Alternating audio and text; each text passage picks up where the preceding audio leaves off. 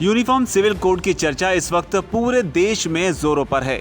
संसद में माहौल गर्म हुआ तो सड़क पर संग्राम के लिए जो चेहरा सबसे पहले सामने आया वो वही है जैसी कि आशंका थी। जी हां, ओवैसी। AIMIM पार्टी के नेता असदुद्दीन ओवैसी ने यूसीसी पर जो कहा वो अगर काम कर गया तो यकीन मानिए बिना तेल और माचिस के आग लगना तय है।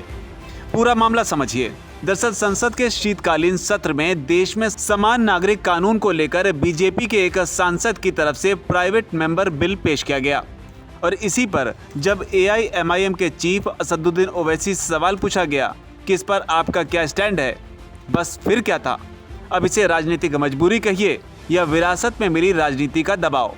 ओवैसी ने ऐसा जहर उगला कि CA और NRC के दौरान सोनिया गांधी का भाषण भी हल्का पड़ गया। पूरी बात बताते हैं। दरअसल ओवैसी एक न्यूज चैनल के कार्यक्रम में पहुंचे थे और यहीं पर उनसे जब पूछा गया कि नितिन गडकरी ने कहा है कि 4 शादियां करना गलत है, तो ओवैसी ने कहा, मैं गडकरी को चुनौती देता हूं कि कह दें सबरीमाला में महिलाओं के प्रवेश की इजाजत है, आपका कल्चर है और मेरा लिव इन रिलेशनशिप को मंजूरी देंगे आप? बताइए कितनी शादियां होती हैं इसमें? यूसीसी की बात करते हैं और लव जिहाद की भी बात करते हैं। ओवैसी से एक सवाल पूछा गया कि एक पुरुष का 4 महिलाओं से शादी करने को जायज कैसे मानते हैं आप? इस सवाल के जवाब में ओवैसी ने कहा, शादी करना निजी मामला है। कुरान में लिखा गया है कि यदि आप दूसरी शादी करते हैं तो आपको हर चीज से इंसाफ करना होगा। यदि कोई ऐसा करता है तो वो उसकी पत्नी हो रही है, उसको लिव इन रिलेशनशिप तो नहीं बोलेंगे, उसको पत्नी का पूरा हक मिलेगा, उसके बच्चे को प्रॉपर्टी में पूरा हक मिलेगा। इसके साथ ही ओवैसी से चुनाव से जुड़ा हुआ सवाल पूछा गया तो यहाँ भी उन्होंने मुसलमानों को लेकर जो कहा वो हैरान करने वाला था। ओवैसी ने कहा, मुसलमान जो कांग्रेस से मोहब्बत कर रहे हैं उन्हें कुछ नहीं मिलेगा। मुसलमानों के दिमाग में ये बात डाल दी गई है कि आप बीजेपी को हरा सकते हैं। बीजेपी इसलिए जीत रही है क्योंकि उसे हिंदू वोट अधिक मिल रहा है। मुसलमानों को कब तक बलि का बकरा बनाया जाएगा?